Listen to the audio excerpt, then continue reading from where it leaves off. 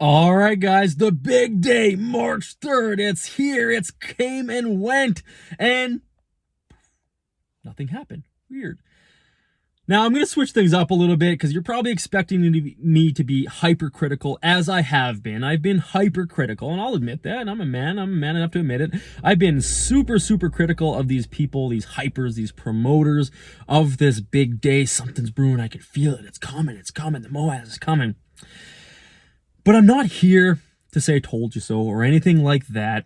We're going to actually have a positive spin on this because there's a couple lessons to be learned in all of this. And one of the first key lesson is, so I've been fortunate enough in my life, I've taken a lot of management and leadership training.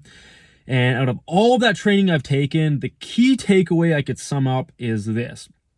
If you're in any kind of position of, I'm not saying I am, by the way, I'm just, some of these YouTubers are, but I'm not. But if you're in any kind of position of leadership or management, maybe you are in your real life, in business or in corporate or whatever you do during the day. I don't know what you do during the day. It's this.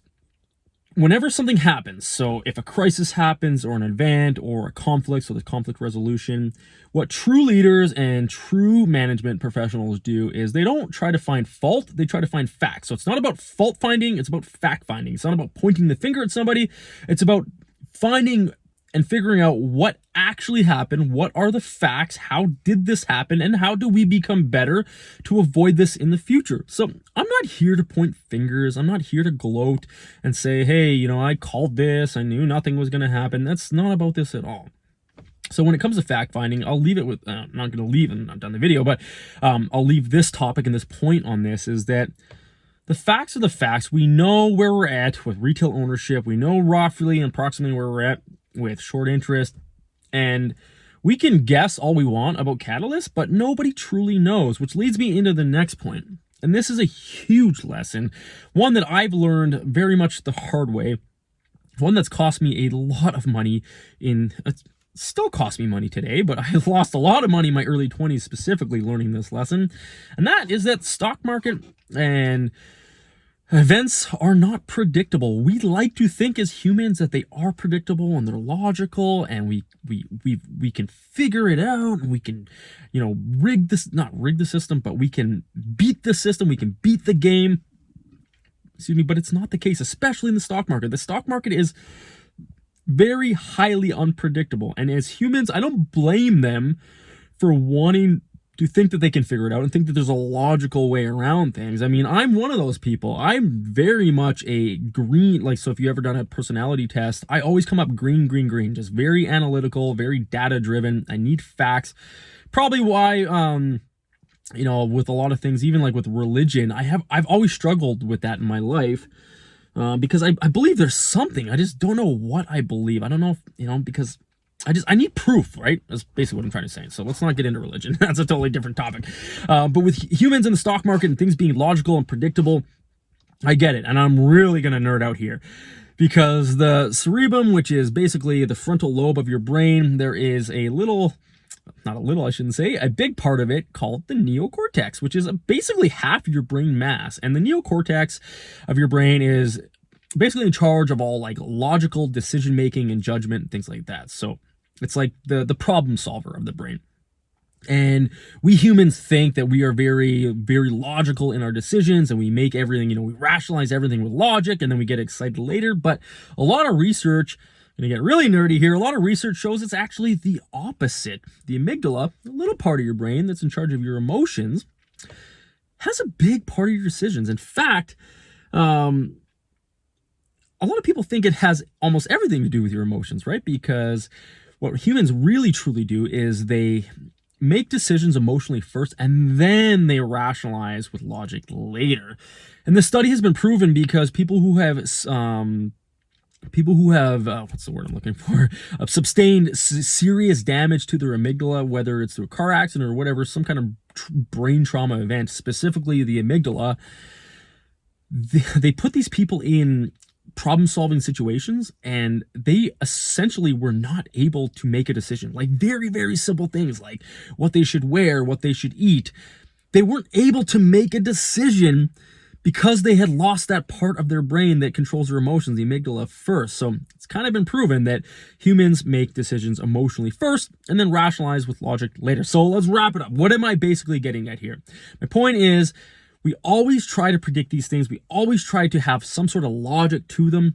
But the fact of the matter is, with the stock market, especially because it's mostly human driven, yeah, there's a lot of algorithmic computer trading and whatnot going on, but there's still largely a lot of humans involved, especially the retail side of things.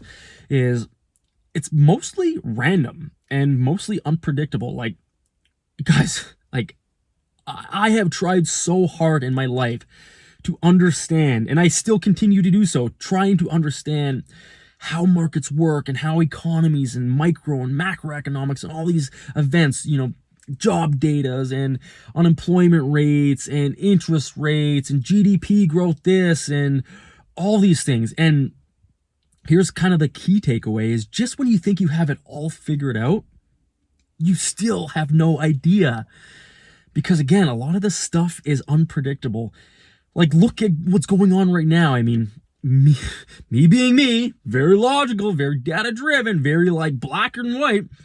This war in Russia, Ukraine, I was like, okay, this is going to have a serious impact on the markets. I'm going to load up my VIX positions. I'm going to do a bunch of hedging because the market's going to nosedive, blah, blah, blah, blah, blah. And what are the markets doing? They're doing the opposite. They're doing fine and go green a little bit. Like, who would have thought that logically, rationally? Who would have thought during such crisis and tension over in the Russia, Ukraine, and, with the nuclear threats and all this crap going on, the market's just like literally shrugging it off. So I don't know. Again, guys, you try to figure these things out. You think you've got it figured out. And just when you think you know everything, you absolutely know nothing. Like me included. Again, I will happily admit that. I like to think of myself as a very astute student of the markets and of economics and all these factors. And I still have no idea. Like I have a strong, don't get me wrong. I mean, I have a strong foundation, but when I think that I have it figured out and I can predict the direction of things, I'm rudely mistaken and very quickly humbled. And so are so many people. I mean, what was that quote at the beginning of The Big Short? That Mark Twain quote. I'm going to totally butcher it. Somebody please help me in the comments. It's not what you know that ain't so. It's what you think 100% for sure that just ain't so, or something along the lines of that. Anyways, very powerful quote. So, guys, I'm not here to grill anybody. March 3rd came and went. Nothing happened. Big surprise. Well, to some of us, not very big surprise. But we just keep trudging forward. There's so many things to be positive about still in this play. It's not over yet. We haven't found our catalyst yet, but there's a very high probability and a strong belief in my soul and my conviction that this thing will happen at some point. We just don't know when that day is. But until that day, the scene from Wolf of Wall Street reminds me of that. I'm not fucking leaving. They're going to have to get a fucking wrecking ball to... I'm not leaving. I'm still holding. I'm still staying in this.